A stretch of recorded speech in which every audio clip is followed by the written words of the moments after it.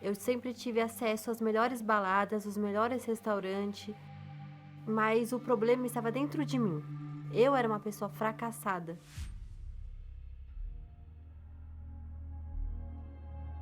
Eu sempre fui uma pessoa muito tranquila, até os dias que meus pais se separaram. Dali em diante, eu me tornei uma pessoa revoltada. Para suprir uma carência, eu entrei num relacionamento, onde no começo parecia perfeito, mas não demorou muito, começou as agressões verbais. Eu lembro até mesmo de um episódio que ele me levou para uma rua sem saída, porque um rapaz me olhou. E ele começou a falar que eu estava me exibindo para esse rapaz. E naquela rua, ele me espancou até eu desmaiar. Ele sempre falava que se eu não fosse dele, eu não ia ser mais de ninguém. Como na vida sentimental eu não tinha dado certo, eu fui pra noite. Comecei a trabalhar com presença VIP, que eu era obrigada a divulgar as casas noturnas. Os rapazes me chamavam para ir pro camarote e eu era obrigada a entrar nesse camarote e fazer eles gastarem o dinheiro deles. E para aguentar a noite, eu bebia gin, uísque, bebia cachaça e licor. Tudo isso para preencher um vazio, para fugir da minha realidade. Teve uma hora que a bebida já não fazia mais efeito em mim, então eu comecei a fumar maconha, porque eu ficava mais tranquila. Da maconha, eu já fui direto para a droga sintética. Eu dissolvia a droga sintética no uísque, porque na água não fazia efeito em mim. Por diversas vezes, eu ia no banheiro da balada chorar, porque eu me sentia suja.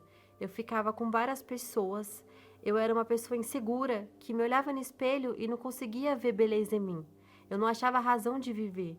A mistura de bebida com drogas era tão grande que eu lembro que eu apagava.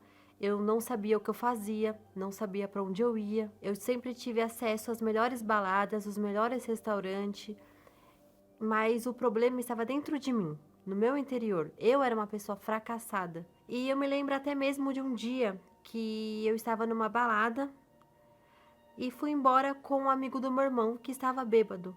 E eu lembro que a gente colocou som alto para ir embora, começou a cantar e do nada ele perdeu o controle do carro. Em frações de segundos, o carro capotou.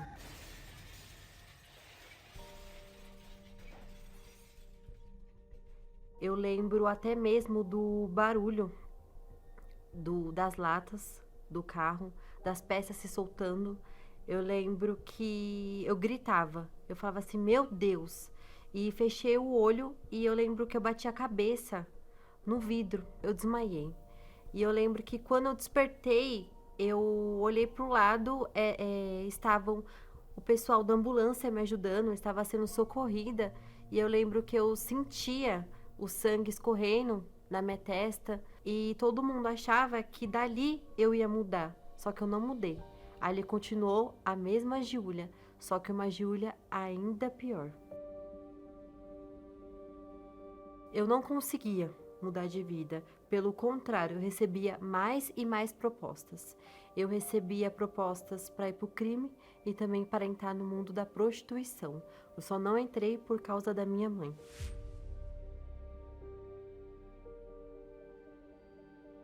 A Júlia, no começo, era uma menina meiga, doce, mas que com o passar do tempo se tornou uma menina totalmente revoltada.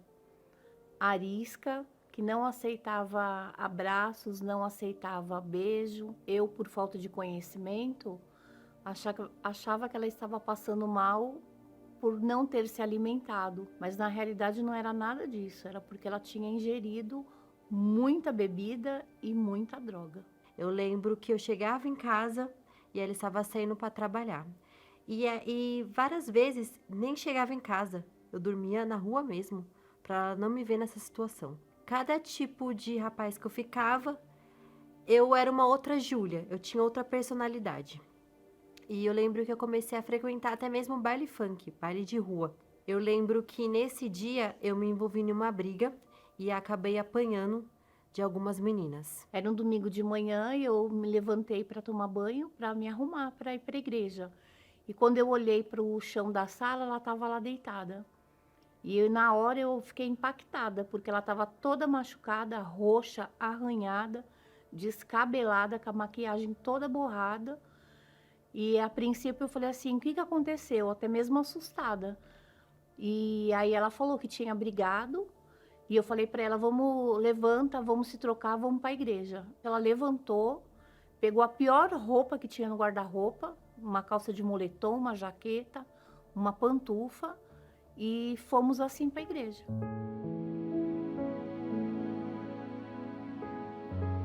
A reunião nem tinha começado. Eu já queria ir embora, não vi a hora da reunião terminar. Mas, para minha surpresa, eu recebi um abraço, eu recebi um sorriso. E eu vi que ali ninguém ligou do jeito que eu estava.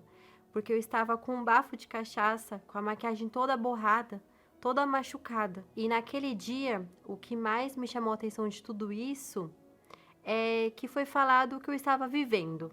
Eu entendi que para mudar de vida, eu tinha que mudar minhas atitudes, tinha que tomar uma decisão. E foi assim que eu fiz. Eu comecei a trocar a bebida pela palavra, comecei a trocar as drogas pela oração, e assim foi mudando a minha vida. E teve um dia que eu fui diante do altar e falei que eu não queria ser a mesma pessoa. E ali eu falei para Deus quem eu era. Falei que eu era uma pessoa vaidosa, uma pessoa enganadora. Eu comecei a buscar Ele todos os dias.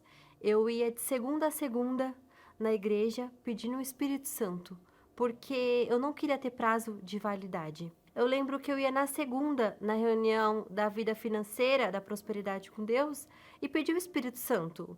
Eu lembro que eu ia na reunião da cura, pedi o Espírito Santo. De quarta, quinta, todos os dias eu pedi o Espírito Santo. E eu falei para Deus, eu falei assim, tá na tua palavra. Vinde a mim todos que estão cansados e sobrecarregados. Aí eu falei para Deus, Deus, eu estou cansada de te buscar e não te ter. Eu preciso do Senhor na minha vida. Falei, se for para mim sair dessa reunião sem o teu Espírito, mais fácil o Senhor me matar. Porque com razão eu vou viver sem o teu Espírito? E eu lembro que naquela noite o pastor falou, se você crê, você recebe. E ali eu criei. Eu lembro que na hora eu tive uma paz, eu não senti nada.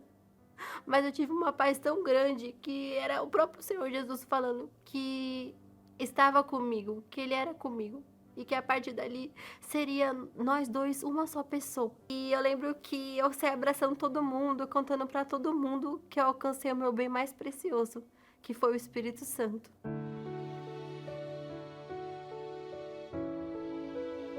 Nada do que eu vivi é comparado à presença de Deus. Hoje eu tenho certeza que foi a melhor escolha que eu fiz, abandonar, tomar uma decisão para mim começar uma nova vida. Se naquela quarta-feira eu me tornei filha de Deus, imagine a filha da minha mãe. Hoje, de fato, de verdade, eu posso dizer que eu tenho uma filha.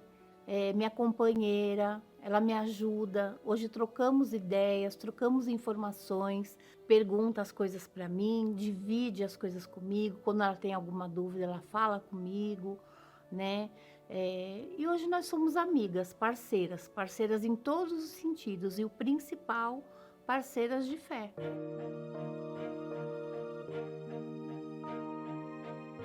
Hoje, o mesmo Deus que é marido da minha mãe, Ele é meu pai.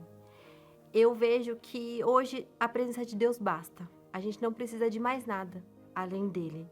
Ele que me dá amor, Ele que me dá carinho. O Espírito Santo, eu vejo que Ele que me guia, Ele que me ensina.